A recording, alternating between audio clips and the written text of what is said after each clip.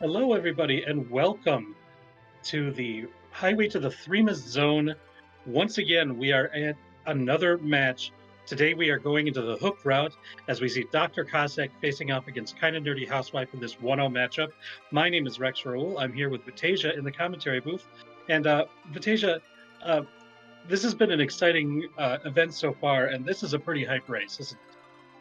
Absolutely. Both these runners are currently 1-0 in the hook route. We were talking a little bit about this, how big this particular race is between these two for their positioning. You really want to win this one so you can go into the final Swiss round 2-0, so you can at least know you have one more race to go. But the loser of this race has to is in a win or go home scenario at this point in time. So this is absolutely a hype race for both Dr. Cossack and Kinda Nerdy Housewife. At Dr. Cossack coming out of the Cactuar group and Kind Dirty Housewife out of that Balefore group originally. Now both sitting at 1-0. If they win today, they're guaranteed into at least one of the playoff games. Of course, they'd like to win both of them to get into that first playoff game to try to have two options basically at the winner take all matches. Um, so we're really looking forward to seeing what both these runners have to do tonight. And we take our first look at these objectives with a really spicy one there in completing the Giant of Babel. Do you think we're going to be seeing that today? You know, that's going to be really interesting because if you look at everything else, literally everything else, if we get lucky with our key items, we won't even need to see the darkness crystal at all. But then, you get to the point you're like, okay, there is the darkness crystal. If we get that early, that opens that up. It really is going to make for some interesting routing decisions as what these runners are going to end up going on. Um, it's going to be spicy, I think, one way or the other. I think it's possible we might see a giant clear tonight, though, based on these objectives, unless the pan is buried deep somewhere. Um, Defeating the boss of Lower Babel should be relatively straightforward. It's just where are those other key items at this point? I think, especially with this sort of objective spread, if you find both Tella and the Darkness Crystal, and you've got the opportunity to manipulate for that D Machine grind, if you do that, you're right there in the Giant of Babel. And after you grind, you probably have the levels needed to complete those bosses. So I think this kind of points to that sort of strategy. At least that's what my first thought would be with this sort of objective thing. Of course, like you said, if we're lucky with the key items, maybe that won't be necessary. But it does look like our runners are finally off. Yeah, Tella is going to make this race very, very quick. I think if that ends up happening, twins to start off with, and oh my gosh, the pan. There's that pan right away, and maybe we will be lucky with those key items. Although we better not get ahead of ourselves. Getting lucky with the key items does require getting both the adamant and the legend sword, and that can often be a tall order. But a twin start is pretty nice. Um, Sometimes at very early levels, before taking on a boss or two, even Palom kind of struggles with some damage. But the two of them together means you've got access to that twin command, and so some of the early bosses become a lot more easy, even if you don't get a good damage dealing character early, like an Edge or a Sid. Absolutely. Now it's going to be really interesting to see. They're going to pick up some other characters as we go through here, kind of do the traditional start. We're going to take a peek into my city and to see what our other characters are going to be here. I'm really interested to see. Okay, so we do have a Sid as one, and our second character is going to be another Porum. Okay, not great. Yeah, Porum is not the character that you want here. You'd take another Palom before you take another Porum. There's kind of diminishing returns on White Mages, although if you're able to get her up to the point where she learns Blink and Berserk, especially Blink with this party setup, that can really kind of help with a seed, I think, defensively. But that's still going to take some time. At this point, Forum is kind of weak. If you are able to find something like a bow and arrow with a heroine robe or a power staff or something like that, maybe she can do some extra damage. But really, in the very early levels, it's you've got to manage her. Once she levels up to kind of mid levels, she becomes a lot more useful. Now, here's an interesting question at this point in time. As we see a Yang available in the Watery Pass with the Samurai Bow, that's kind of nice right there. Yeah. Um, we've seen some runners try to fade Fabul Gauntlet early in order to be able to route Fabul Gauntlet in with those Sheila checks. Does that pan make that sort of routing more tempting for you right here if you're running this seed? I definitely think it's more tempting. I'm not sure if it's enough. I think it kind of depends on Antlion and the characters that I have. If I have someone like an Edge who might be able to clear Baron in a lot easier, with this particular party, especially as we see yet another twin, another Palom up here in Damsian and Yang, I'm not sure if we've got the party that I'd want to take on Baron in at lower levels. And so I might want to take more checks before I do there. There still is that possibility. There's Mount Ordeals. There's a character up there. There's a character on Mount Hobbs. So I'm keeping my options open, but it kind of depends on also if we find the magma key, for example, in Antlion Cave. That's everything changes at that point. Whenever you find that magma key, if you find the magma key, the whole world changes. Absolutely. All right, so we're off to the races now. We do have a double set of twins. We had another Palom in addition to another Porum. Sid and his babysitting crew is what we're going through. Does look like Dr. Cossack is opting to keep his Yang as well as his Sid and says, "No, I only need one really bad white mage. I'm good there." Yeah, I kind of I very much understand that reasoning. You don't need a whole lot of equipment, so maybe you're with this sort of with this sort of team, you don't need to do as many equipment shops. You might be looking for a couple claws, might be looking for. You're always interested in finding a curse string if you can. Um, but other than that, there's not a whole lot of equipment you need. You find that samurai bow. If you can find some arrows, that's a pretty good weapon for Sid as well. Absolutely. So we have both of our runners here in the Antlion Cave. Very standard early play. Also unsurprising. We don't have that edge where we can kind of bypass some of those early checks. Sid, kind of, but not a ton of equipment for him right now. Looks like we do have a lunar boss over here. Kind of nerdy housewife is going to be showing us a plague, and I think we have the damage to be able to get through this quick. I think with Sid, I think we've got it, especially if we found a bow and arrow or an arrow to go along with that samurai bow. But as you see, the twin command is pretty useful here. It's just going to do a lot of damage. We've got the Boreas in the inventory. K&H having no problem taking out this plague here, and Dr. Kozak right behind.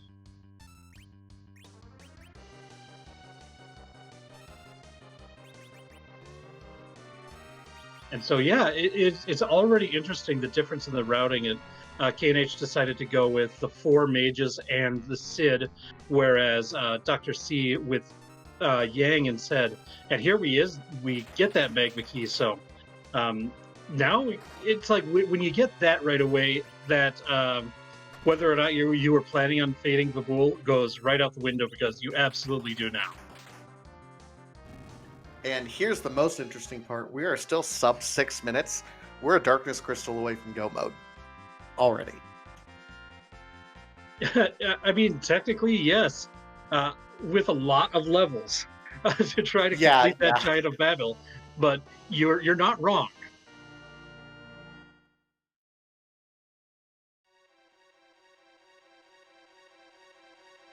So, and unsurprisingly, heading straight over to Agar to drop that magma key in the well. There's just so many more options in the underworld compared to the overworld as far as shops and looting, and so we want to. If we're going to be doing that in the early game, anyways, might as well do it in the places that give you higher quality goods, right? oh, absolutely. It's nice to be able to do some of these early checks through Antlion Cave and Damsian and things like that, but the really good gear is really based on the flag set is going to be locked behind at least something. Being able to do things like check the Tomra shop and being able to check the Feymarch chests, Dwarf Castle if you're feeling frisky. Those sorts of checks are just statistically more likely to yield some top quality gear.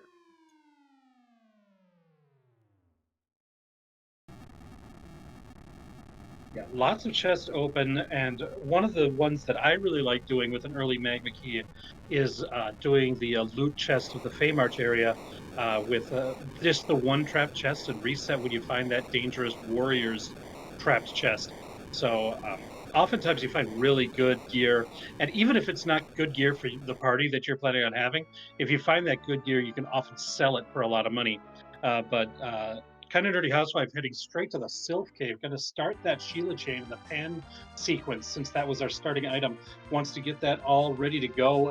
And then once she heads back up to Fabul, there's going to be 3 more key item checks in Fabul with the Fabul defense and the 2 Sheila checks, plus 1 from the Sylphs here. So this is a 4 key item check chain that KNH is starting.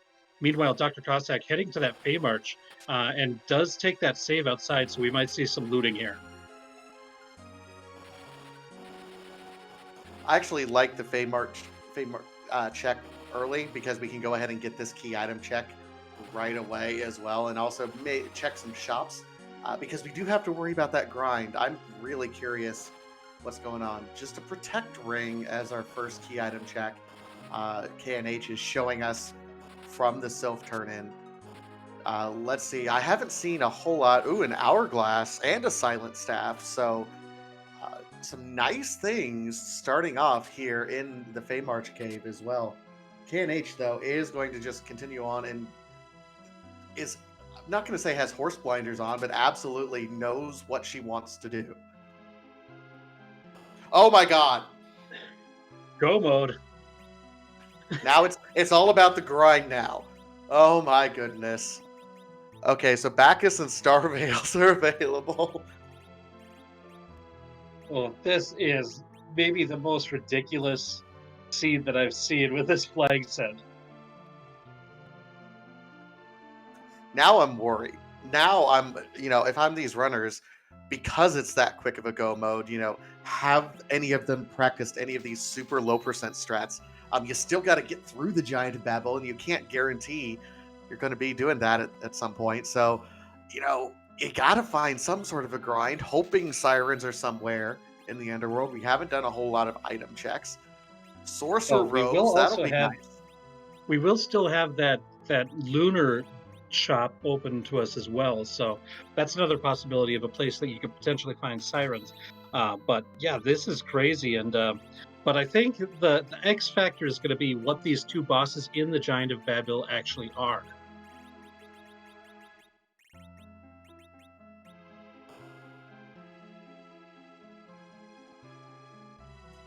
Oh, I mean, that's a good point as well. We see the elements fight going ahead already, doing the Fabul defend check. So at this point, I don't know if I necessarily even care what these other items are. At this point, I'm like, I don't care. Oh, it's a legend sword. Holy mackerel! If KNH finds the adamant through the Sheila check, this could be even crazier.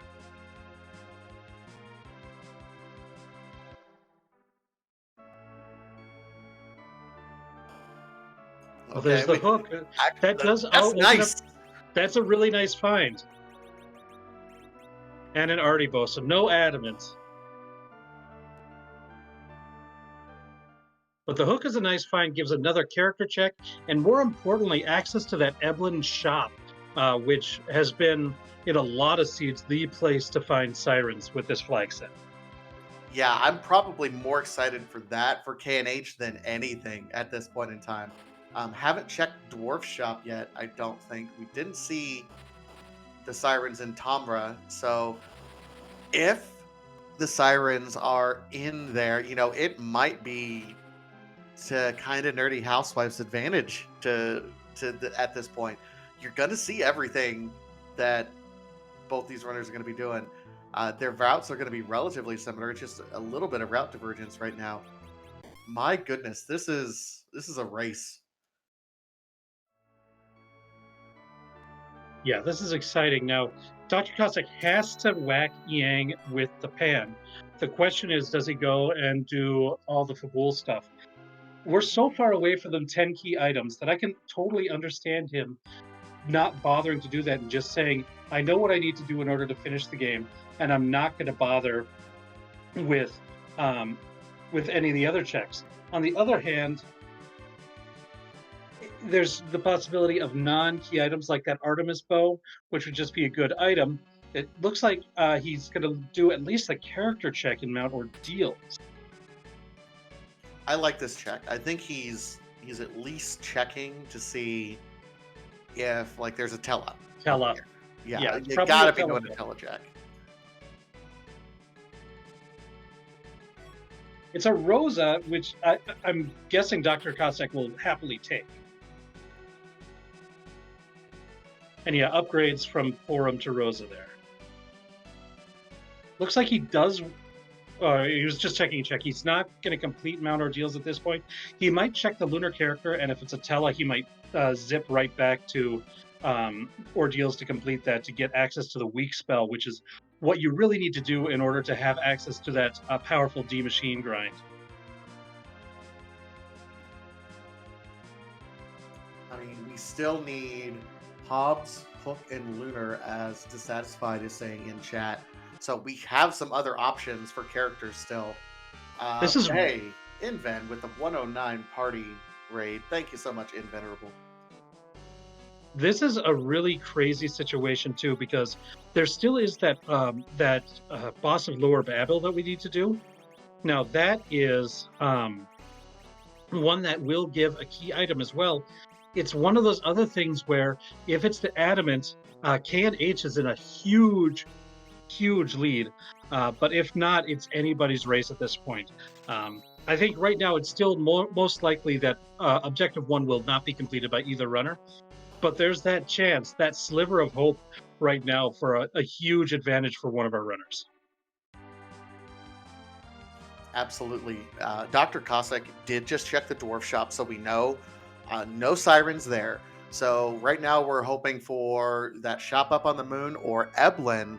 Now, KindaNerdyHousewife is the only one with that hook who has went ahead and completed that portion with the Sheila checks right there. It'll be interesting. If it's there, I really like KNH and the position that she's in right now. But man, okay, walk me through kind of the emotions you're going through if you're one of these runners right now and you're like, oh, sub 10-minute go mode. Uh-oh. Like what's the emotional state you have right now? You're just thinking, like, as much as you can, what do I have to do in order to grind? What are my grind options? What do I have to do to get the levels? How soon do I go and check what that first boss in the giant is? What character checks do I have left? Is there a Tella available? Those are the sort of things I check. You might even do the Dwarf Castle check just to see if there's a Tella available as the character there. That's how important Tella would be in this party right now, especially for Dr. Cossack if there's no sirens on the moon. Well, there's the Rosa, and if we really, really wanted to check our D mist, that was right there. But I suspect we're not going to care. I don't think Dr. Cossack is in the mood for key items at all. I was just proven wrong as he said it over to Fabul, unless he's just doing a shop check. But no, he is going to do the check, so he's going to get access to having that. He's going to have access to that legend sword as well. So that means. Oh, he's not doing the defend, so he's not going to have access to the legend sword. Yeah. He'll have access to the hook, though, so if the sirens are available in Eblin or the moon, then both runners have access to them. Yeah, there was a question, what makes Tella so important in this? We mentioned a D machine grind that's available in the Giant of Babel. For that, you need access to the weak spell, and the only one who has access to that without already being at super high levels is Tella. And so that's why he's really important in this sort of flag set. Looks like KindaNerdyHousewife is going to take the other. This opens up another potential key item because Dr. Cossack still hasn't done the Football defense, so he doesn't have that legend sword. If Rydia's mom has the adamant, again, that's just another huge boon for KindaNerdyHousewife. We do see But Cossack actually is setting himself up. He saved and is opening a couple treasure chests as he's going through here. Probably wants to make sure he has money to purchase anything he might need at this point. I And here, totally agree. But there they Sirens. are. Okay, huge find. We've got a method to grind. Um, the question is, what's your preferred grind at this point in time? With what you have in your party, you could do eggs in the underworld. You could do warlocks or gold dragons on the moon. I think those are kind of the three most favored siren grinds that are available to you. If he finds mute bells and can set up the right agility, warlocks are great. If he can find hourglasses and have a good way to deal damage to dragons, then the gold dragons are good. If he just has a way to reliably do about 2,000 damage, then the eggs can be a good grind. So it kind of depends on what your setup is.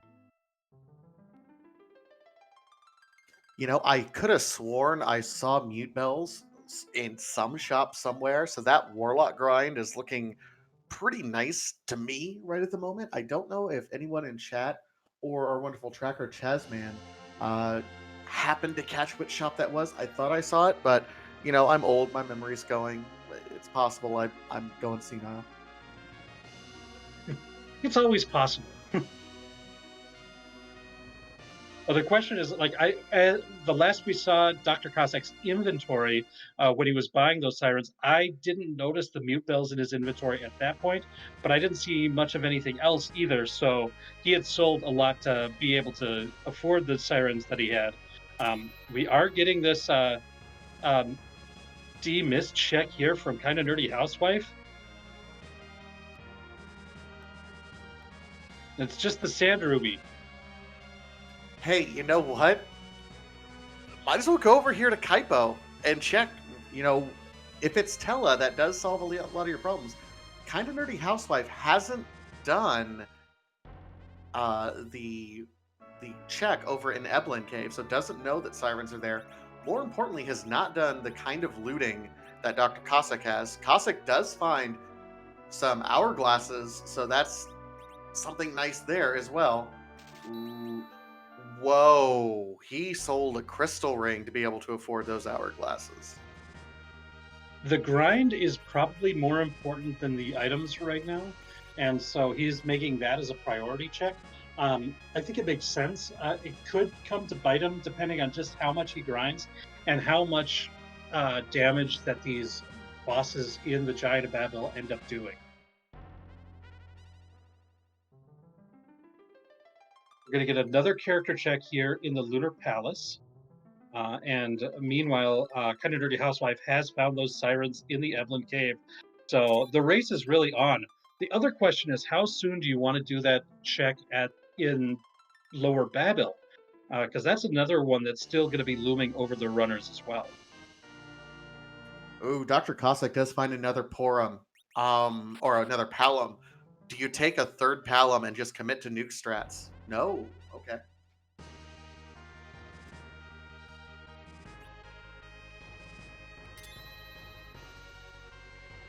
Looks like he's going to the giant right now. Wants to at least see what the boss is. He's got sirens too. I'm not aware of any great siren grinds in the giant. Oh, excuse me. Siren grinds in the giant, but that doesn't mean that they're not there.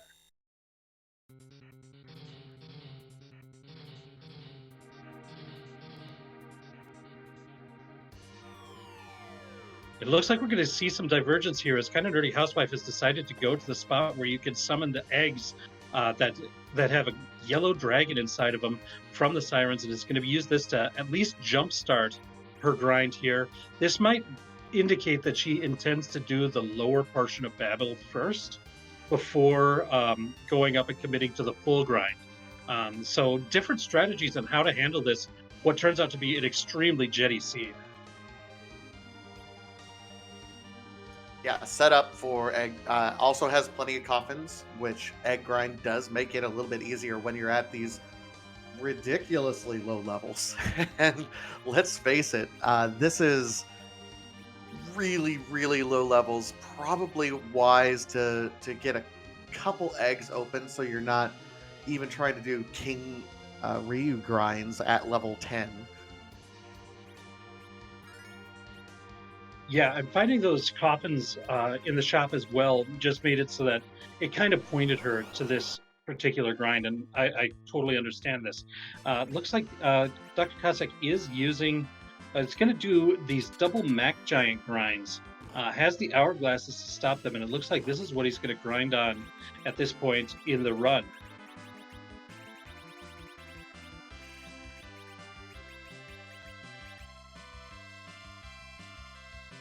This is one of the grinds that Sid kind of enables because his hammers do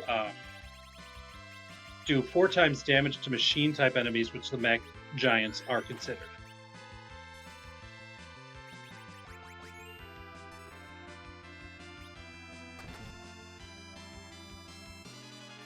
Throw So at these levels, it still might be a while before they go down. Sid is zerked up. I mean, doing respectable damage for a naked Sid with just a wooden hammer. So, but it's still going to take a little bit of time. Yeah, it's one of these things where Dr. Cossack is going to get much more bang for his buck as far as the amount of experience per siren on this Mac Giant grind, but the time it takes to complete just one of these fights is going to be a lot more than all of Kind of Nerdy Housewives. But the experience difference is going to be quite a bit different as well. So this is that sort of balancing act that you've got to play. And it looks like, oh, she was at least considering she's probably going to do a heal and then head up to the tower in order to complete objective number 4.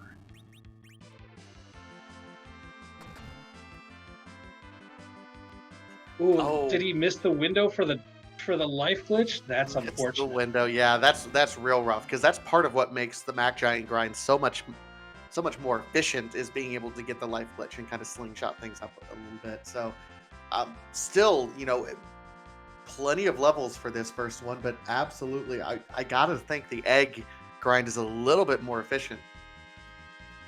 It kind of also depends on how much money you have, because with the limited amount of looting that the runners have done so far, and remember, Dr. Cossack had to sell his crystal ring, his protect ring in order to do this, and I don't think Kind of Nerdy Housewife made those sacrifices. And so that's just the sort of situation, the difference that you see. And it looks like Dr. Cossack wants to at least peek this boss before doing any more of the grind.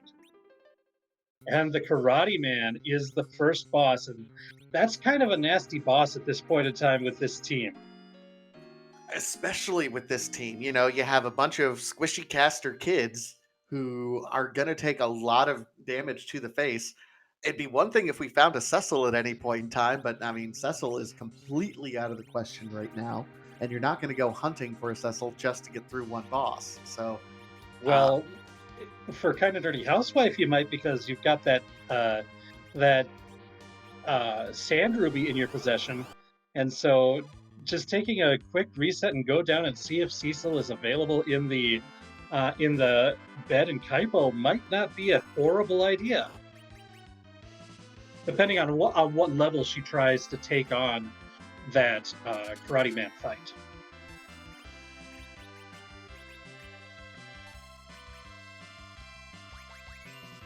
We see a wall at the top of the tower.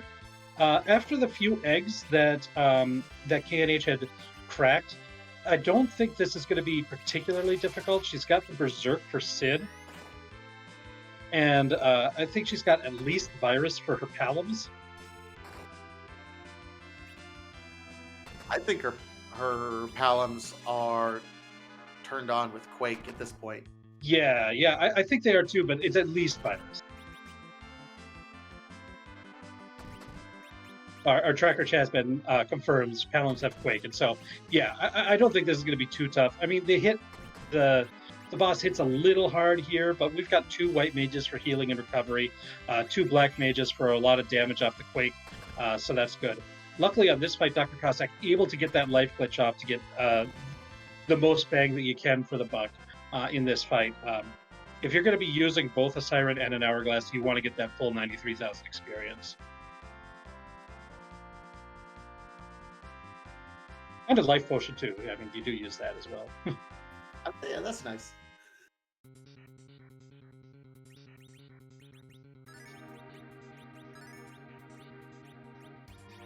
So yeah, while we're doing some grinding and seeing this boss, I want to shout out.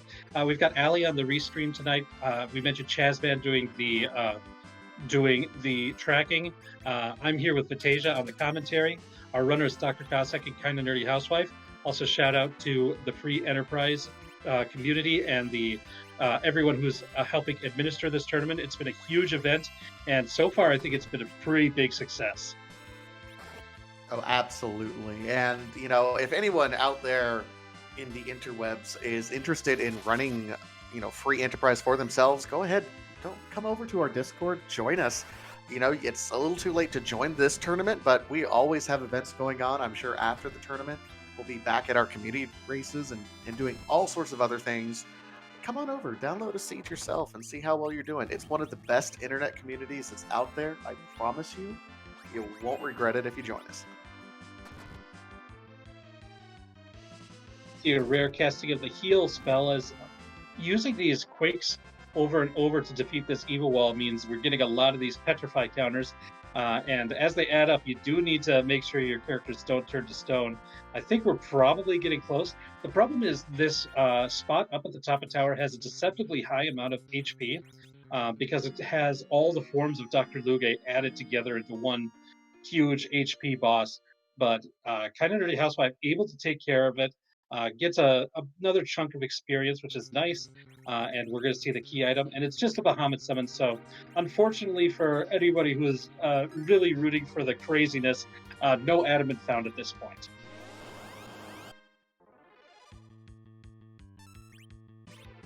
Dr. Cossack is really kind of set himself up into a decent position right now. He's already in the mid to upper 30s in terms of his level. He's right next to where he needs to be once he gets through all this. Again, not terribly well equipped, but I don't think that's necessarily a requirement at this point in time. It's also not really a requirement with this particular party. The adage in free enterprise kind of goes that with berserkers and fighters, you usually need equipment in order to make them viable, and with mages, you generally need levels.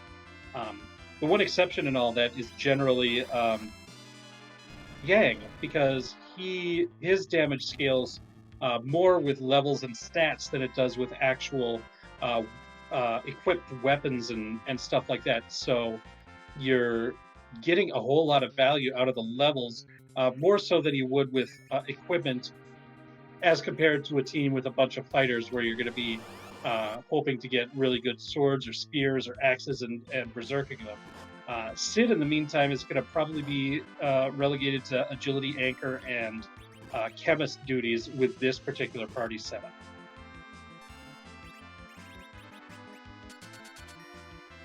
Now we're seeing Nerdy Housewife making the return trip to Evelyn, probably going to sell that Bahamut summon and buy a load more Siren. Now, lots of equipment that I saw in K&H's inventory that is just kind of sitting there doing nothing. So it'd be great to convert that to money into sirens and coffins kind of right away here. Yeah, it's going to be interesting at this point to see if she decides to continue with this egg grind, which has been a very fast grind for her so far, or if she decides to go with a different grind, maybe the same one that Dr. Cossack has, or if she decides to go with Gold Dragons or Warlocks as the other options. I don't see any mute bells in her inventory, so I'm guessing based on the decisions that she made so far that it's probably going to be more eggs. But, I've been wrong a lot of times during commentary during this event.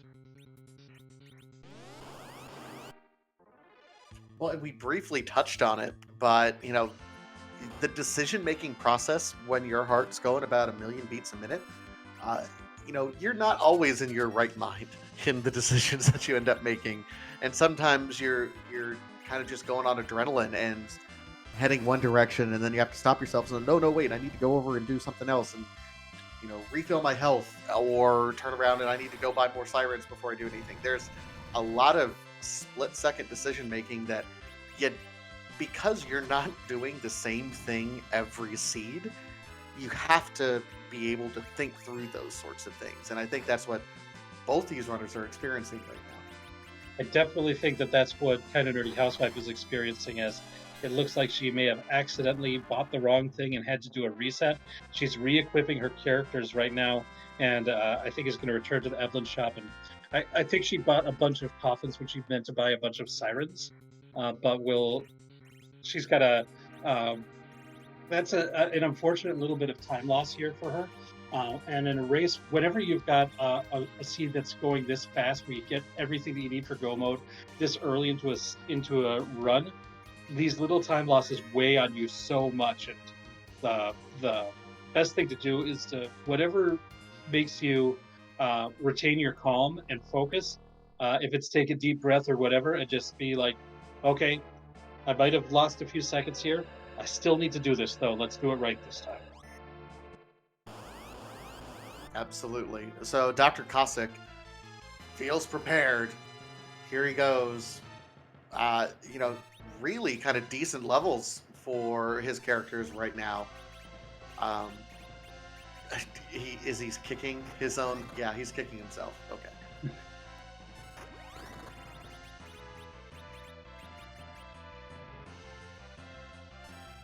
I would say at this point, this is by no means a pre-fight. This is going to be a somewhat difficult fight for Dr. Cossack. Now, having Rosa, and I believe he's leveled her up to the point where she knows Cure 4. I think that's going to be the saving grace of this team here. Um, Karate Man is not particularly fast. His single hit attacks are going to be pretty strong, but the AoE can easily be managed with Cure 4. Um, I think he should be able to do it as long as he's got the MP to get through it, because this is another one that has a very high amount of HP, because the elements fight is one of the highest HP fights in the entire game. Absolutely. And conversely, the CPU fight in the vanilla location is not nearly as difficult when it's not the CPU there. I mean, it's a much lower HP pool than you'd normally expect, as I recall. Yeah, the HP is more of a problem in this fight than the other one. In this fight after that, what's really scary about that one is, for example, if it was this Karate Man in the CPU, I think it's much scarier in the CPU fight than it is here, because the attack stat, the CPU spot, is off the chains. It's one of the strongest things. It's up there with like Bahamut and Leviathan as some of the scariest physical attack spots in the game.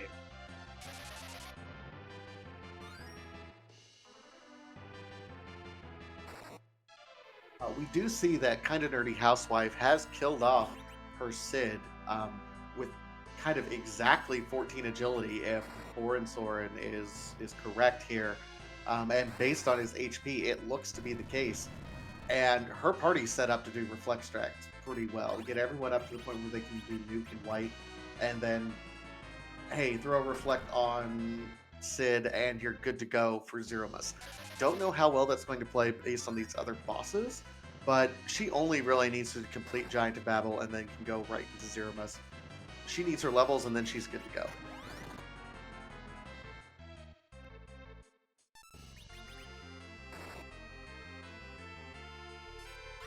Yeah, we'll see how this 14 agility Sid does for her when it comes to the later fights. The most important thing is getting to the levels that are going to be needed to get through this Karate Man fight that we're seeing in Dr. Cossack's fight, and the one before it, before we even think about what we're going to do for Zero's.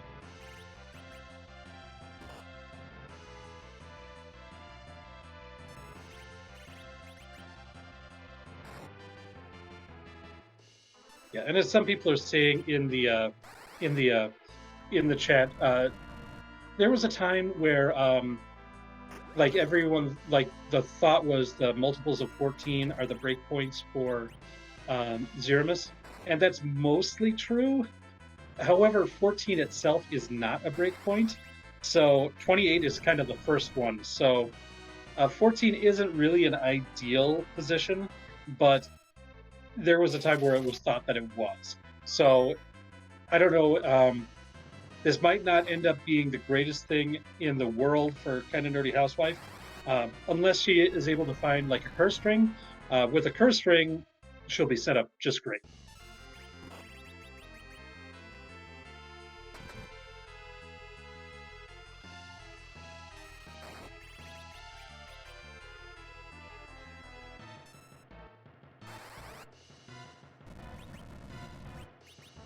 The other option is there's still that what was it, a palom up in the lunar palace, and there's a character in the bed in Toria. Either of those could be used as the agility anchor if necessary as well. In the meantime, Cossack still kind of grinding away at this young fight. KNH still grinding away on just grinding. Oh, And does get through. Okay. he's got it. Yeah, he was very patient. Used the bluff to, I think, in a sense, kind of conserve magic points so that he can make sure that he's doing enough damage per attack that we're going to get through all of the HP at this point. So very well played by Dr. Cossack there. I got to imagine he's going to go back and safety save here. Yeah, he's holding his down button. Yeah, there's no chance. You also need to use a tent or cabin to recover after that, especially Rosa. That 40 MP a pop for those cure fours is nothing to sneeze at, and he even wants to do a little bit more grinding now.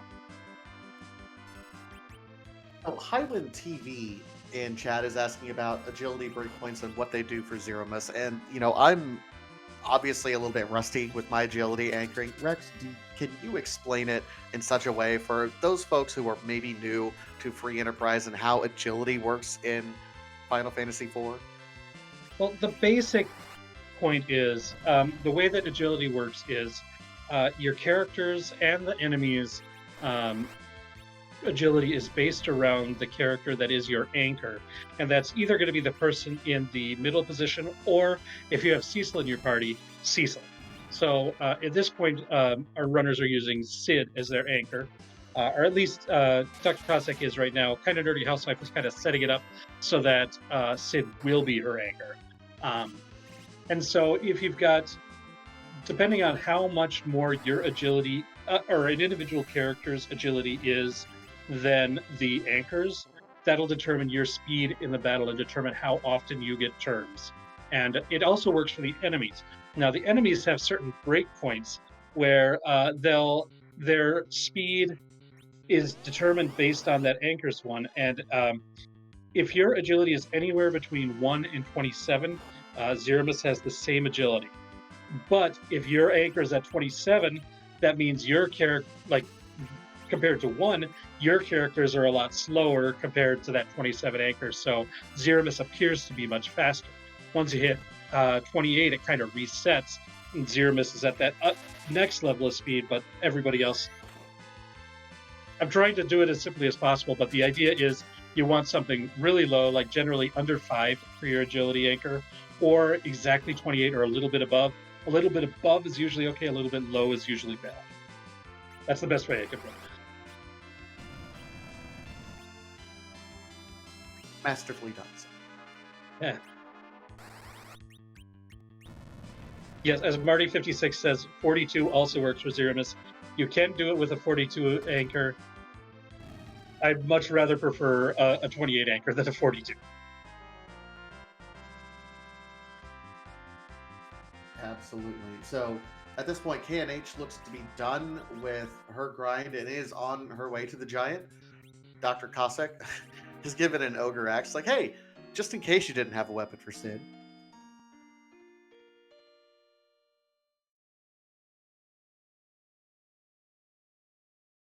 Yeah, this is going to be interesting now.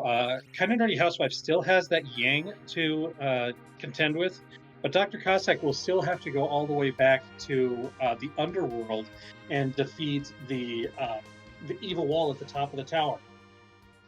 He should be able to do that faster than Kind of Nerdy Housewife did because he's a much higher level. However, Kind of Nerdy Housewife won't need to go all the way back to the underground, all the way back to the overworld, and then to the moon.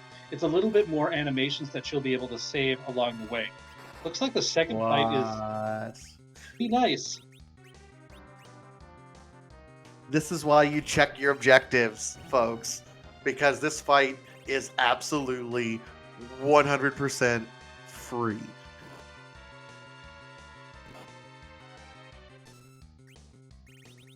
I bet Dr. Cossack is wishing that he would have saved an hourglass, though.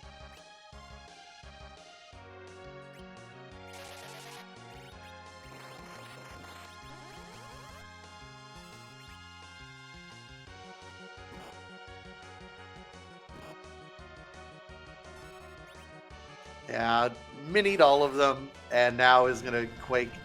The interesting thing about this particular officer and soldier fight is if you manage to kill off the officer, the rest of the soldiers will just beat themselves up. But Dr. Cossack needs no such assistance. And that gives him to the point where his Palom learns Nuke, which is the best spell if you're going to be using magic to defeat Threemus. You can reflect nukes off your party, and then you won't get any counterattacks from Threemus, and they do just crazy amounts of damage. Oh, and there's a Cecil at the very end. I don't anticipate us needing him at all. Um, kind Yeah, of it nerdy just house. depends on if Dr. Cossack wants to change up his anchor. That would be the reason to take him. Meanwhile, kind of nerdy housewife uh, got beat up by our punch mage and says I might need some more levels, so is leaving the giant right now. This is going to put her at a disadvantage for the remainder of this race. And you're right, Cossack does end up picking up a low level Cecil and says, "Yeah, I'm perfectly fine with that."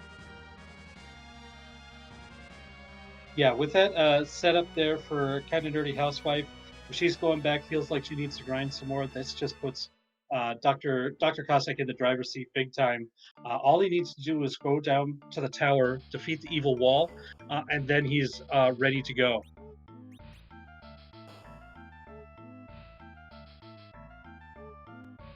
I wonder if he's doing a couple of checks just on the way, just on the off chance that the curse string is found. Maybe doing a few more. Well, no, he's got to still go down and do the tower. So yeah, checking a few things just on the way. That would not surprise me at all. But the rest of his party is set up very, very nice. Yeah, I believe the base level Dark Knight Cecil has 10 agility, which means if you want to be ideal for the anchoring, you want your mages to have at least 25 agility. 2.5 times your anchor speed is kind of what you're looking for to be what's called relative agility 1, and that's going to be the way that you're going to be at your fastest. So KNH is doing the Baron infight. There is a Cecil there, but it appears as this is an effort to do another key item. She might be looking for the adamant to try to complete that goal instead of trying to face off against that Yang. It might be a hope to try to get herself to get to where she's at the 10 key items to finish her grind as well. Or as Mechalink says in the chat, might be looking to find Cecil, and then she can go to Ordeals to turn him into a paladin. And there's a quick kill on the Karate Man if you hit him with Cecil after after he kicks for the second time, he just auto dies, and that's a really easy way to kind of cheese him. And that might be what she's going for here as well. And He that's kind of a did. heads up play. Like if you think that Yang is giving you a really hard time and you don't have the tools to defeat him, but there is a character out there who can defeat him, why not take advantage of that, right? I mean, it's a great possibility. My concern, obviously, is that you do have to make sure that Cecil is Paladin Cecil. Yeah, So you have to that means completing this fight and then going over to Mount Ordeals and completing that sequence. that's true. The question, like, if that's what she feels she needs to do, though, you got to do what you feel that you're capable of. Instead of, if you don't think you're able to defeat a boss, and you're just banging your head against that, then trying to find another option is kind of what you've got to do in that situation. She doesn't know where Dr. Cossack is at. The other thing is, if Kind of Nerdy Housewife gets the adamant from either this or Ordeals, she's right next to Zeromus at that point. And yeah, she's still a little bit behind Dr. Cossack, and I'd say he's still in the driver's seat, but that makes this a lot closer of a race than it would be if she has to still defeat that, go through that whole giant. That's true, and that you know, and when we're going this quickly and this, we're looking at setups and situations where Zero Miss is not going to be easy. It's not going to be a free fight, regardless of what's going on, simply because of our party setup and kind of the various things that we have to set up in order to make sure that it's successful. So, Dr. Cossack and Kind of Nerdy Housewife, both of them are really doing well. Kind of Nerdy Housewife is a little bit at a disadvantage, but you're right. It's still anyone's race until Z-Man shakes. And Dr. Cossack has defeated the evil wall at the top of Tower, and that means that he has been rewarded with his crystal and is officially in go mode. We don't have the pass, so he is going to have to take the long walk down the lunar subterranean in order to get to Zeromus. Um, but at this point, I think we're probably, as long as everything goes perfectly for him in the Zeromus fight, I think we're probably looking at maybe a little over an hour to complete. Um, and I think he's in great shape. He might still be doing a couple of these checks to look for a possible purse string because he might not like his agility situation as is right now.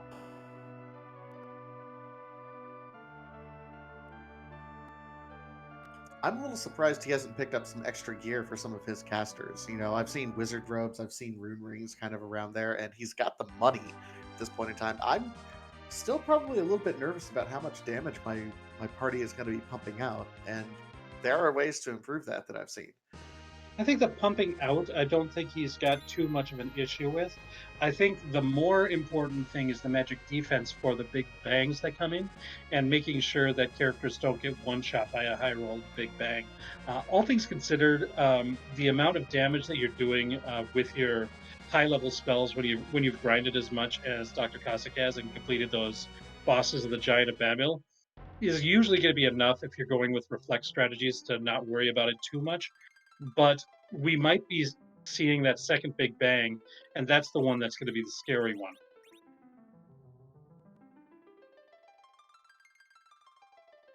We do see Dr. Cossack going ahead and turning down his battle speed just to make sure he'll be able to get through and appropriately time.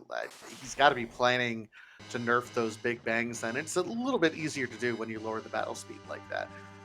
Yeah, For if your plan is to, I think in general, for most reflect strategies, you want to have the bit lower of the battle speed, just to because you're going to have to do more inputs and menuing rather than berserking, which happens instantaneously. You don't even have to think about it; it'll happen.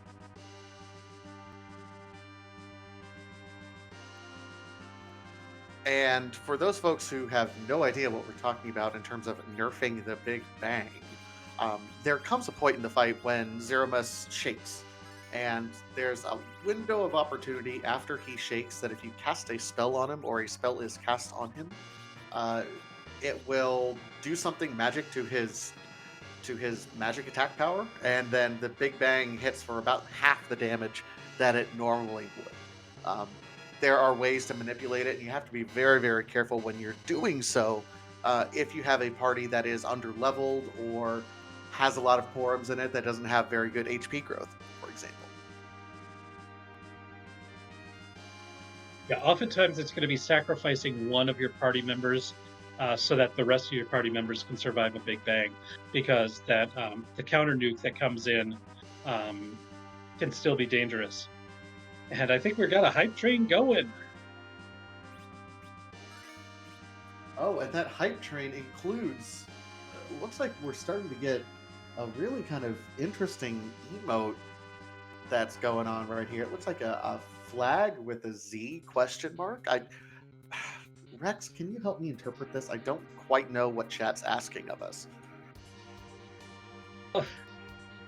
They want to know what Zerus is going to look like. I'm not going to play this game. Okay, that's fair. This has happened so, like, every single race. The commentary kind of does this, and I'm like, no, we know it's going to be Zerus. We want to know whose butt we're going to kick tonight. I'll give you that. Okay, all right. As the level 2 hype train is engaged.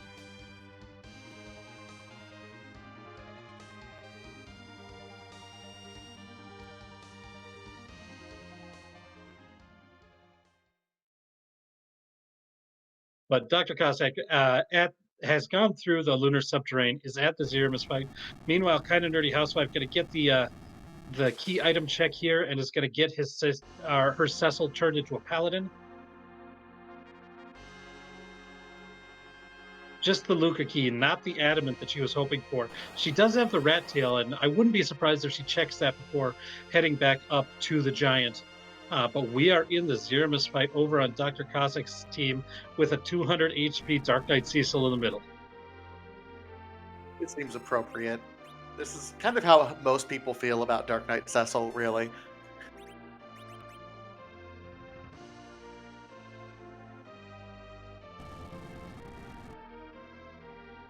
Yeah, I like the strategy that KindaNerdyHousewife took in order to get past a boss that was giving her a lot of trouble.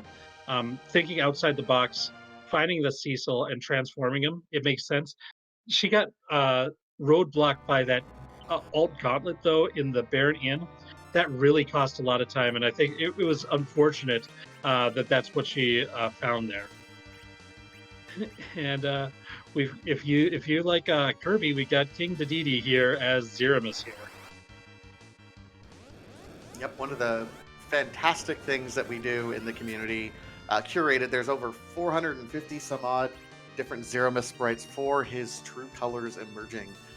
So King Dedede, I've seen him before. One of the favorites. We have some joke ones. We have some fantastic ones. It's just randomized, and it's one of the great things about this randomizer. Oh, Skull Kitty saying this is a board face one. Like, this is one of the OG sprites then. This is great.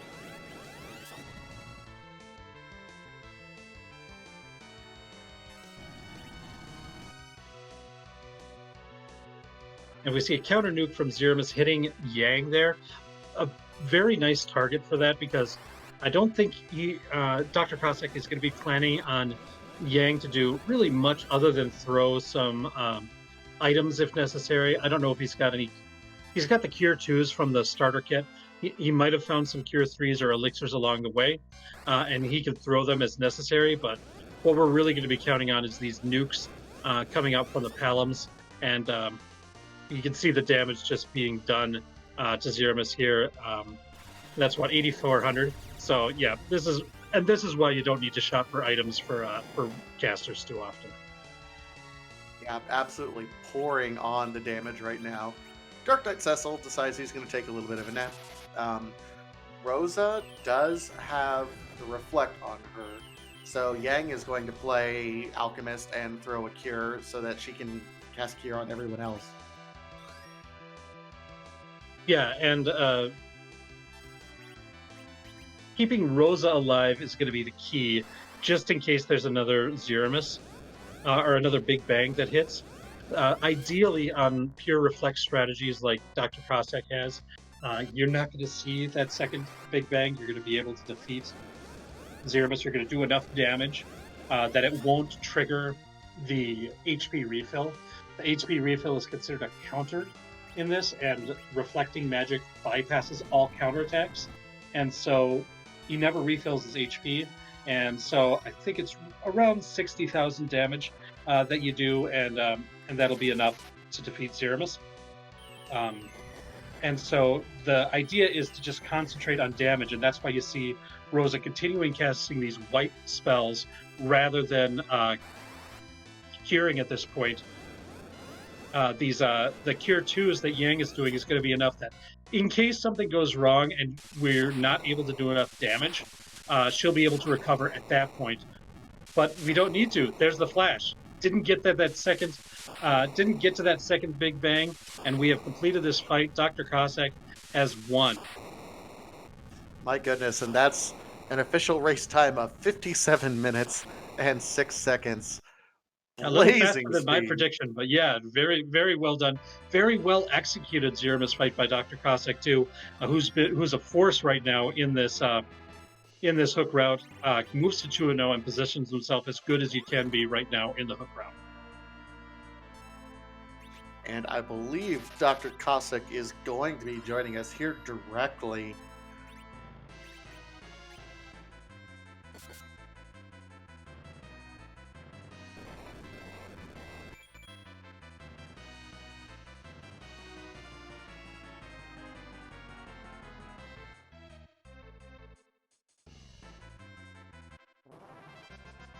And I believe now we're joined by Dr. Cossack. Dr. Cossack, congratulations on your win, and GG. Thank you. There's a bit of an echo. Hold on. Okay. All right, you got it fixed? You sound good to me. Just wanted to say congratulations on your win today. Thanks. I gotta ask, what was going through your mind? We got the pan right away, and then that darkness crystal was also pretty free. We were in go mode at 10 minutes. What was going through your mind?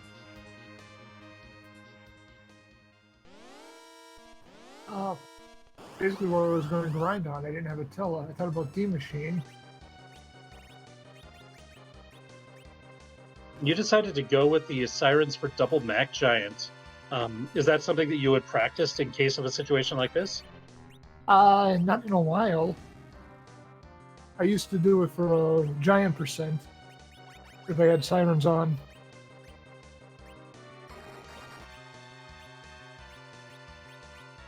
So, tell us, you decided to go with the reflect strategies too. It looks like you were scrambling a little bit for your anchoring situation, picking up that Dark Knight Cecil near the end and everything like that. We saw you popping into a few armor shops near the end.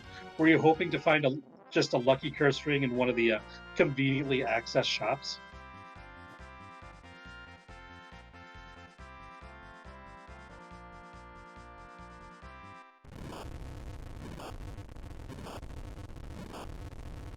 Can you still hear me? I gotta mute the stream. Okay, we've got you back now. We didn't get the answer to that question. Did you hear my question? Yeah, I was looking for a curse ring. Okay, yeah, that was kind of what we thought, but it was still pretty crazy. And as we see your stats flying through on the screen, 4 bosses throughout the entirety of this seed. This was about as jet as a seed as you can get. Although with that curveball of what are you going to do for the grind, right? Yeah. Then I got Yogarex at the end of it. Thanks, game. Yeah, exactly. Now, this puts you to 2-0 in the hook round. So that means you're guaranteed at least one of the play-in races. But I know that you're going to be gunning for that 3-0 so that you got the 2 shots for these winner-take-all matches. I believe you're probably hyped for that, right? Mm-hmm. That's awesome. Do you have any other thoughts? Anything that ran through your mind on this seed in itself, or your thoughts of this event so far? It's been a great event so far. I was planning after that Z finish.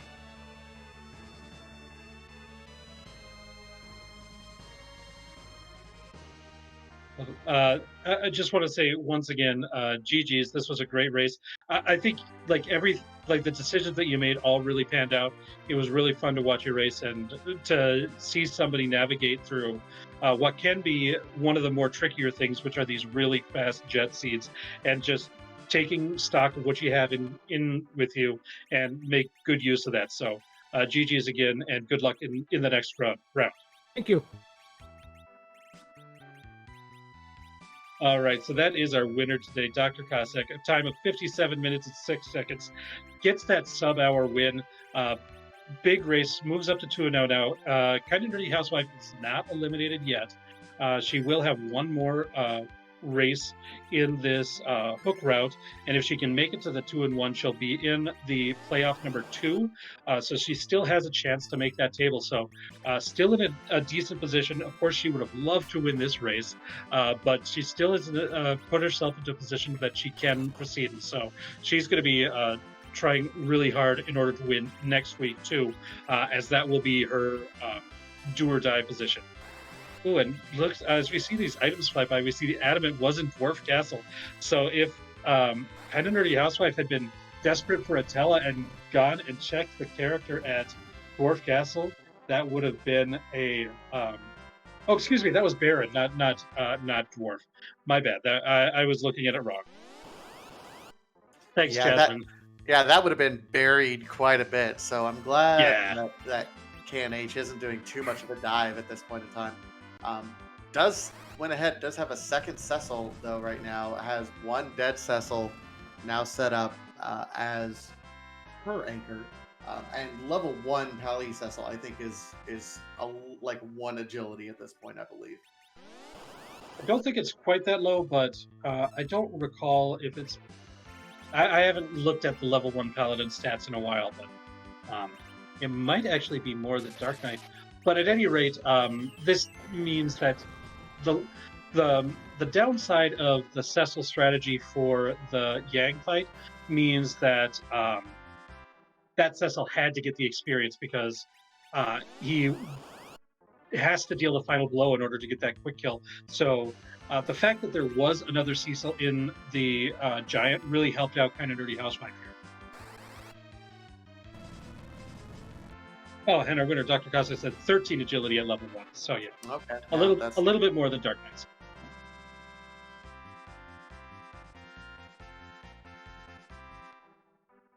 All right, and at this point, KNH does have her objectives and the crystal, just trying to get up to where she's comfortable with the levels to be able to take on Z. At this point, looks to be ready and is off to the races now.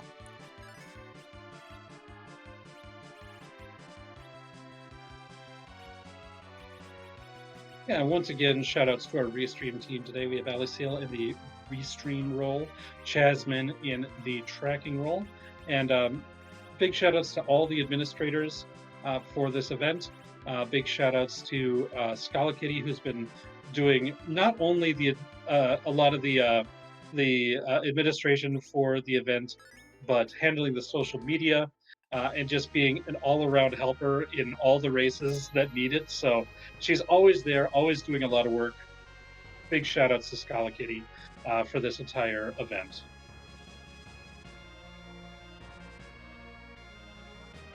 Absolutely. And all the other tourney admins that are out there. It's not easy to corral 100+ people on the internet who are all trying to race and coordinate everything. It really takes a small village. So big shout out to all the other tourney admins as well. You guys are just doing a fantastic job. This has been one of the smoothest tournaments I've been a part of in my internet history. So it's been fantastic job, guys. And I'm not sure. I think this is the biggest event that Free Enterprise itself has ever had. I think this is bigger than the full Gauntlet, and we've been able to showcase so many races because we've got so many great volunteers working on these restreams, like Ali, like Jasmine, and it's just great that we've got all these people who are willing to put sometimes up to 8 races in one day. So it's awesome that we've got so many people who are helping out with this.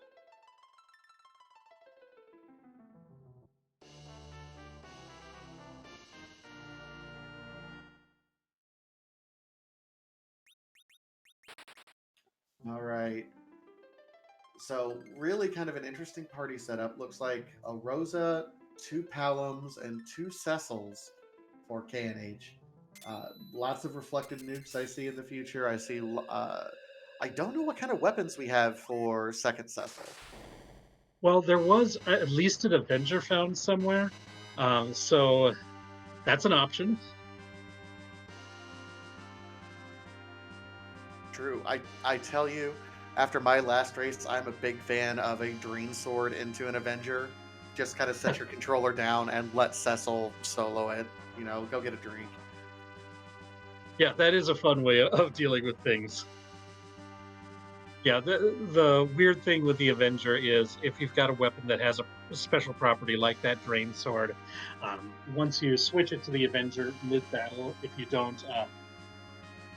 just let the Avenger itself do the work and start attacking by itself afterwards, it's going to retain the ability of the weapon that you had equipped in the contest invitation was talking about. It would be that Drain Sword's ability to steal HP from the enemy and basically heal yourself with each hit that you do. And yeah, you don't need any other help to beat Threemus with that. It takes 15 minutes, but it does the job eventually.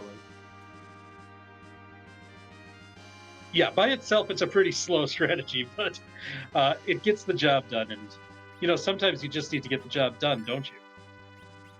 I mean, as this race has shown us, it doesn't matter how pretty or how clean or if you get everything set up perfectly to the very end, can you get the flash? Can you kill him? That's all that matters. And can you do it quick? And also, like, being resourceful. I mean, it didn't work out in her favor this time, but there was that difficult fight in the Giant of Babel, that Karate Man fight. And as I mentioned, when Dr. Cossack first went there, it's by no means a free fight. He hits pretty hard, and it's a combination of those high single target and pretty middle damage AoE attacks that he does. And it's a very long fight because of the HP, and you've got to be able to endure that whole thing. KindaNerdyHousewife says, I don't think I've got what I need in order to defeat this fight, but I know of a way to beat this fight. So let me go and round up Cecil, turn him into a paladin, and beat him. And she did. And that's sort of taking stock of the situation and being able to recognize that, in the heat of an intense race is very heads up planning. Absolutely. And I think that's knowing your own style of play and knowing, getting to that point going, nope, I can't do this. So being able to be cognizant of that and back out. There are many, many racers out there who would get to that point and they wouldn't be able to beat a boss and they just kind of keep beating their head against it. And that's just a huge time waste. So a heads up play from KNH, knowing kind of what her limitations are and then going and making the correct play for her. And it's one of those situations where it's like maybe not in this race, but if we use this race as an example, we talked about Dr. Cossack doing that Mac Giant grind with the sirens in the Giant of Babel, and we asked in the interview, and he said that he had done that in earlier Giant percent runs where he's had access to sirens. That's something that he's done. We don't know if KindaNerdyHousewife has that particular strategy in like your experience, like what she's done. It's a grind that I've never used personally, but that's the sort of thing where the more what you've got in your experience history, what you're comfortable doing is going to be different than all the other runners, and so that's why you're going to see a lot of different strategies because different people are practiced on different things as well.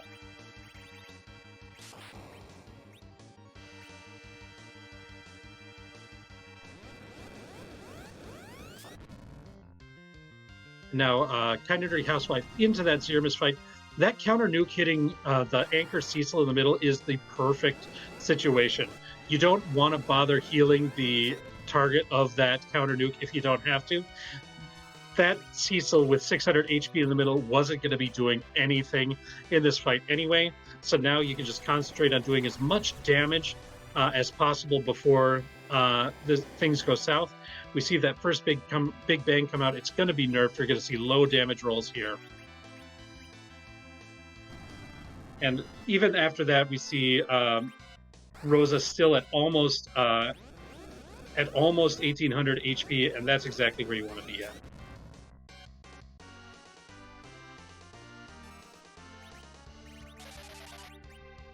And it looks like going for the pure reflex stretch as well, just like Dr. Cossack did.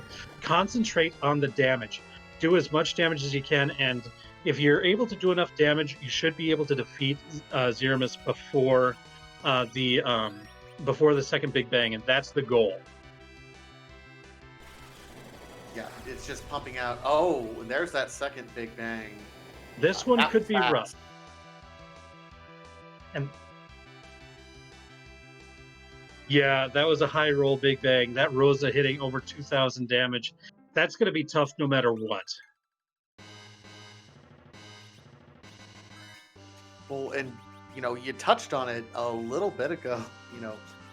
Agilities 1 through 27 is not a bad spot to be, but also not a great spot to be. So with that Cecil and nothing else to really nerf his agility or anything like that, you have to be a little bit careful when you're going through here.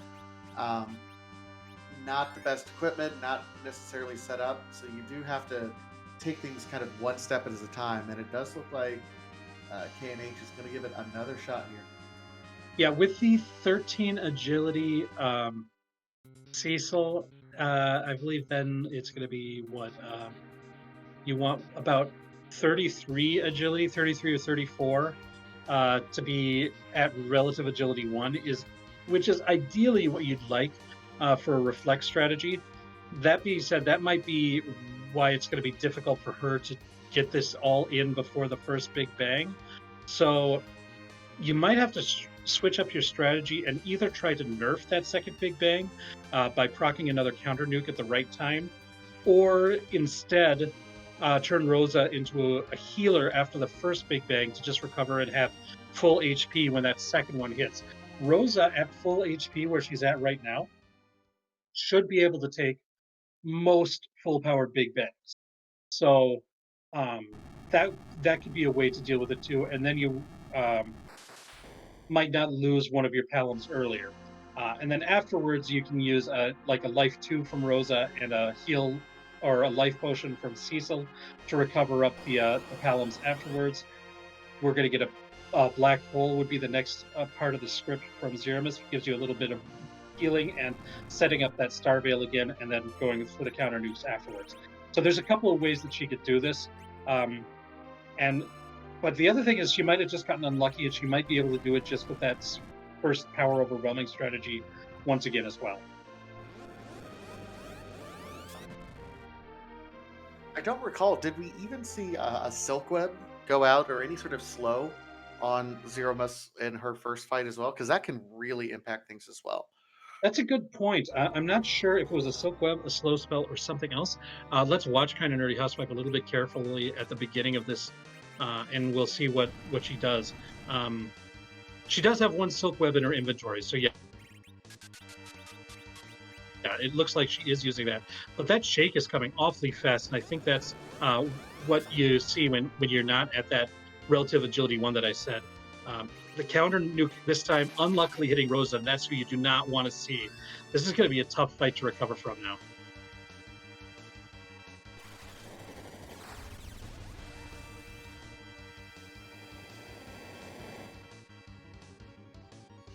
I'm not sure if she still has her battle speed at 1-2 or if she adjusted that down.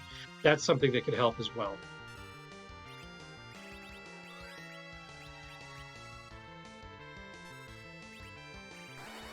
Unfortunately, just using those Cure 2 items for healing 2.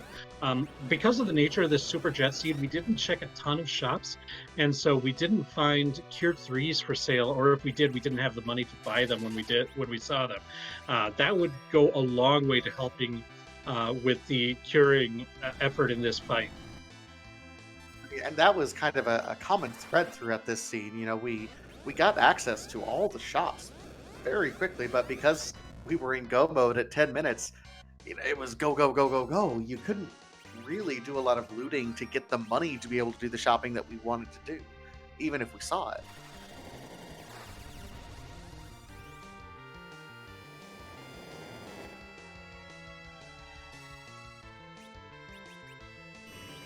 Ooh, that was a high roll, big bang. But it was enough that Rosa survived, and that's the important thing. Whenever Rosa survives, you have you you've got a plan to recover.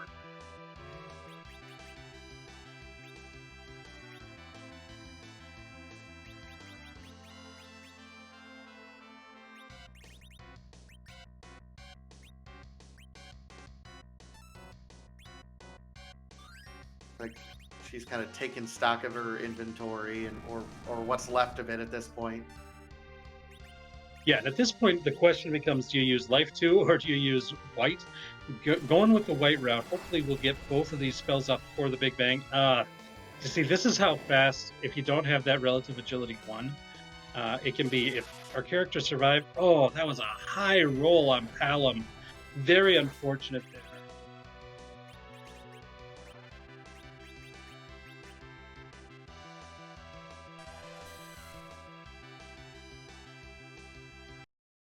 Yep, and then that's that not doing enough damage virus script at that point, and she will be resetting out of that.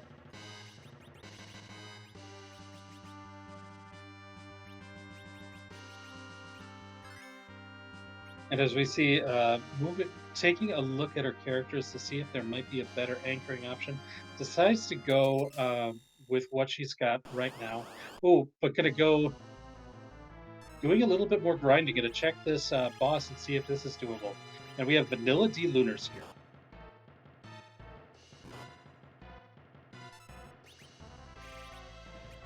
And hey, your first Cecil took a shot to the face, so already going down. Fantastic.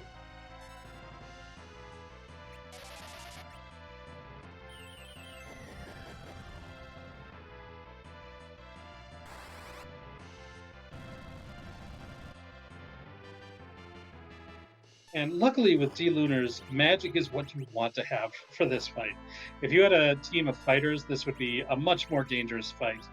Magic is a lot safer to use against the D-Lunars because if you hit them with a physical attack, then they'll use wall and start bouncing viruses at you, and they are a lot scarier in that script than they are in this script that we're seeing, where they alternate between physical attacks, fires, and then once one of them is down, they will use fire a lot. Of that can be dangerous, but as long as you kind of hedge and try to do as much damage to both of them at the same time, Quake helps with that a lot. Then you're in pretty good shape for this fight. Physical attacks are tough though, and one of the downsides of a party like this is you've got to you end up having at least one of your mages in the front row, and she doesn't like the look of that, so another reset, unfortunately.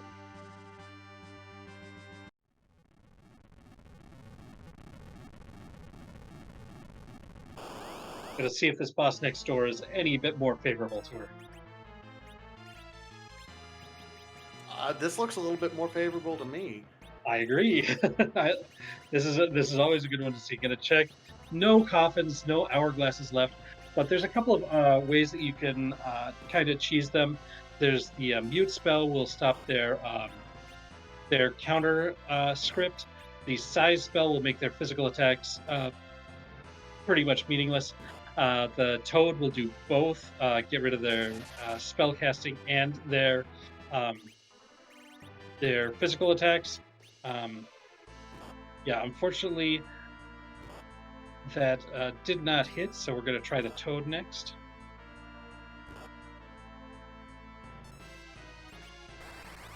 Toad has a pretty long charge time, though. But it hits. Yeah, that's important to be able to get her Paloms up and get everything going. So this fight is now kind of over. Yeah, it's just time to get them down. I don't know if the forums. Oh yeah, they have nukes, so they know fatal. They know they know stone. Any sort of ways to kind of one-shot these you can use. You could use weak. I did see one coffin in inventory right there. Yep. Yeah, that'll do. And you could get a life glitch off for a little bit more levels. That'll be nice for a little bit more safety HP on the Palums. That's a nice little hedge as well.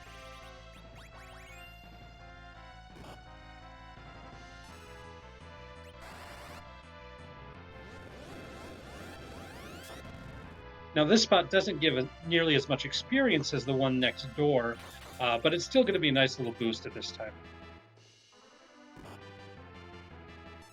Plus, I mean, we'll see if there's an item that we get. At this point, I think I would rather have like a something to help survive these big bangs. You know, a white shirt or Yeah, a sorcerer crystal ring robe or something like that would be really nice.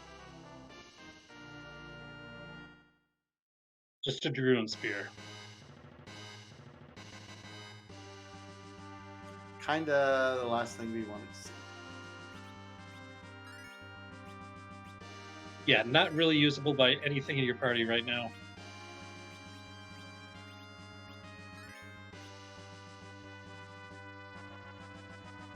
Taking that battle speed down from 2 to 4 should help a little bit as well.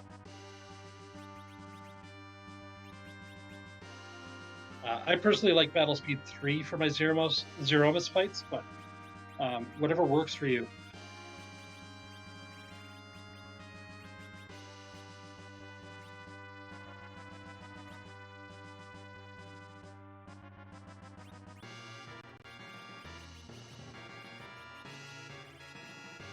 Making use of that select button, a little quality of life feature in free enterprise, to remind yourself exactly what the equipped items do. And that's kind of like, there's a lot of items that give a lot of stat boosts to this game.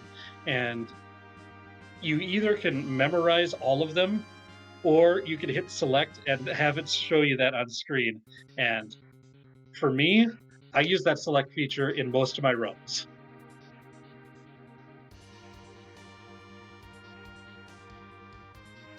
I mean, it's great information to know, especially if you're not entirely sure exactly what something does. You know, is it a plus strength, plus agi, anything? Yeah. For ring, knowing that it gives you some damage resistance to dragons. I didn't know that.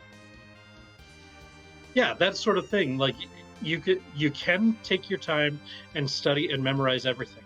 That's a viable strategy. But there's a very easy way of cheating, and that's hitting select. And so that's a nice thing to have too.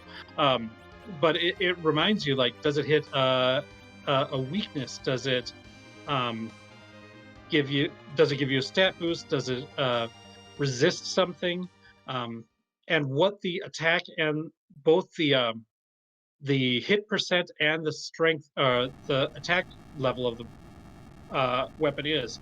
Those are things that are very difficult. Other than like straight attack value, in the vanilla game, it's really hard to know exactly what's being done with each weapon that you equip.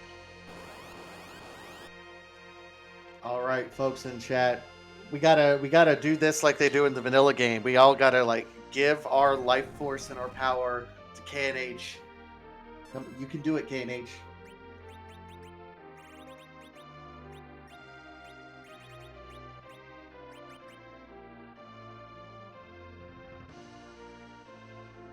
Yeah, everybody send your good vibes to Kind of Nerdy Housewife here for sure.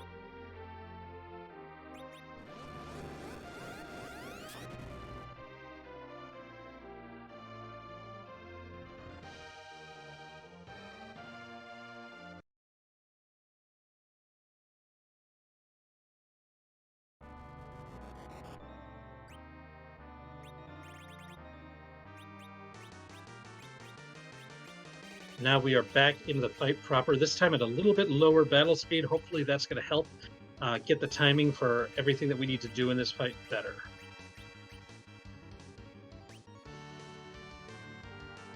Oh, that's not what you want to see. That is the mist opening silk web. There's a time right after the transformation that Threemus is still basically in its Threemus form, and if you throw an item at that point, you're not going to get anything. So we're gonna see Peep try to proc this counter nuke. It doesn't land. Here's a full power Big Bang right at the start.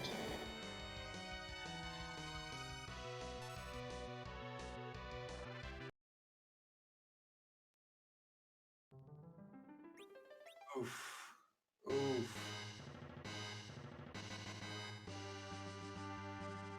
Oh, we're feeling for you for real. And this, I think every runner can sympathize a little bit right now. I mean, we've all been to that point where, we're a little bit tilted, we're a little bit, pumped up with everything else that's going on, and we're concerned about how the race is going to finish. Um, where we want to just keep going and going and going.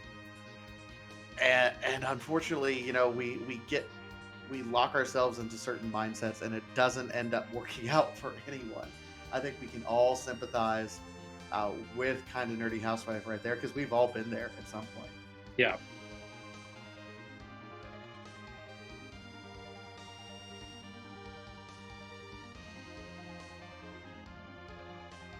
Yeah, whether it's Threemus or a tough boss, like on the hooked route, where you're just banging your head against it, and like especially like when you're on stream, like Kind of Nerdy Housewife is right now, that situation where it's like, I know everybody else is either finished or miles ahead of me, but I still got to do this, right?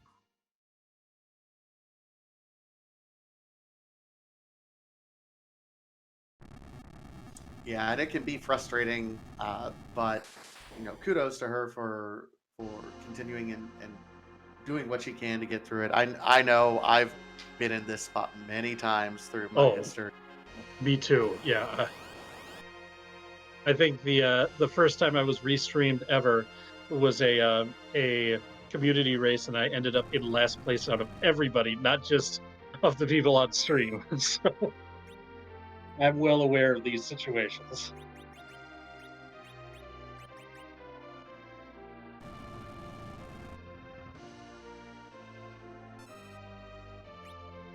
And here we go again. Hopefully, I mean, it was really unfortunate last time, that unfortunate timing for that first Silk Web being thrown out. Um, Hopefully that doesn't happen again.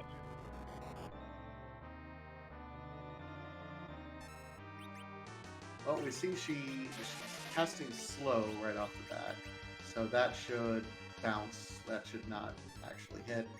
Does have a silk web ready to go. That's actually another real heads up play there. If you've got something else queued up, then you know that your next one should be in that okay to cast sort of time frame. And so using that kind of as your own personal buffer, again, that's just being pretty smart, I think.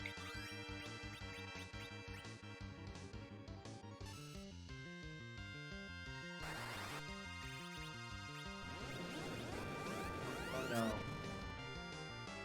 This was missed. Oof. Yeah. Oh. Oof. And then the Big Bang.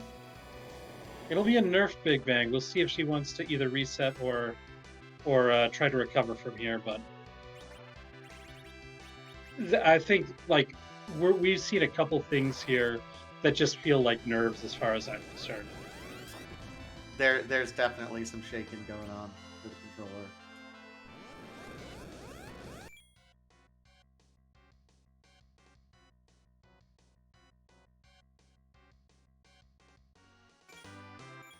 And I think at this point, we do have KNH joining us. Does go ahead and with the forfeit now.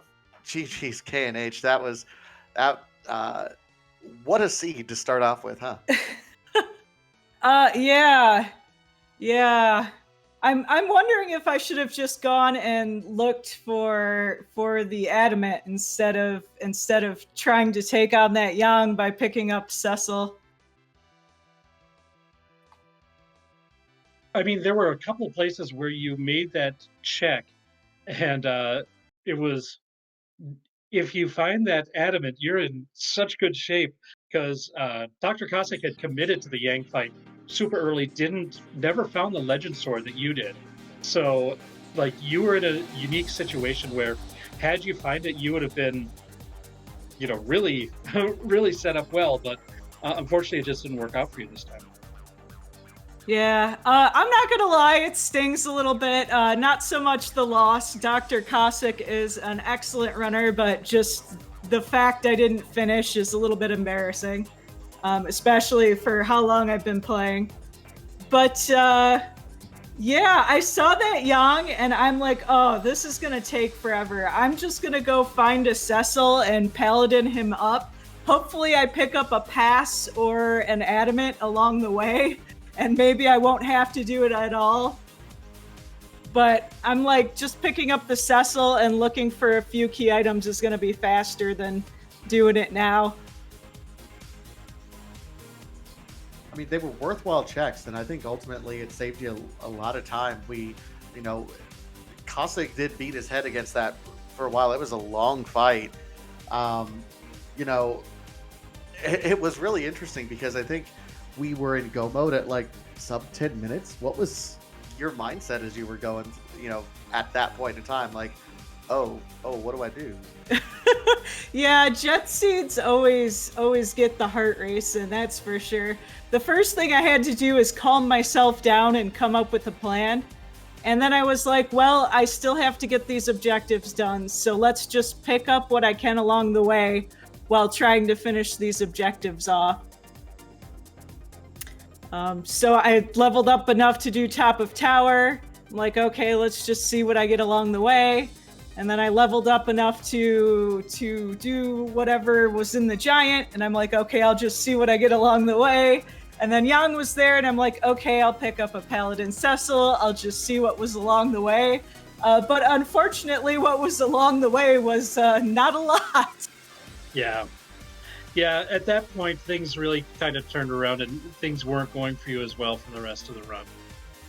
Yeah, I mean, even just a sword for that Cecil. Also, level 1 Cecil has way higher agility than I remember. I popped in there and I'm like, 13?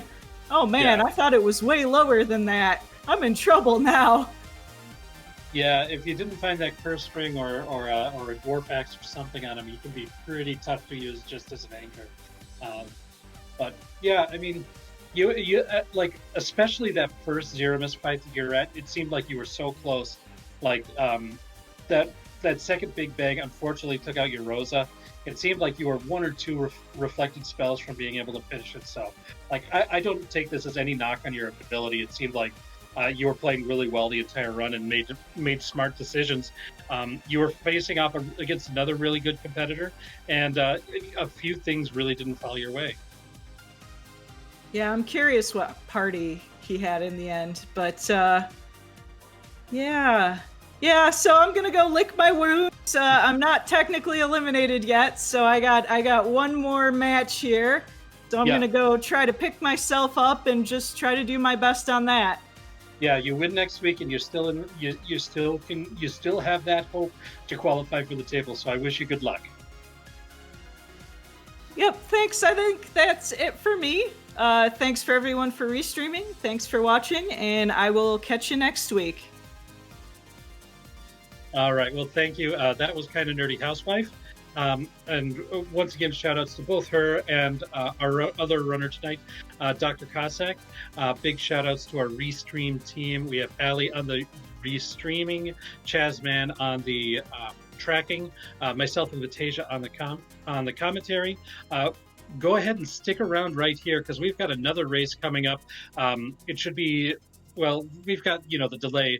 It's so be about quarter after you get the match of King Potato versus Poor Scythe, and you get the Sheep Launcher and Andadale on commentary. So everybody stick around. That should be a great race as well.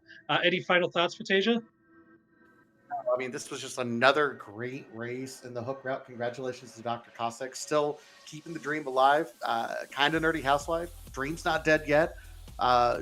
Keep on going. Only 2 people can make it out of this hook route. So it's still very exciting races going on in this entire tournament. And thank you so much for picking me up tonight, Rex. I know I'm not 100%, but it's always a pleasure working with you. Oh yeah, it's always a blast. Whether you're at 100% or 75%, it's always a pleasure running with you. And thanks for joining me. And everybody watching, thanks for joining us. And like I said, stick around. We've got much more free enterprise action for you very soon. Take care and have a good night.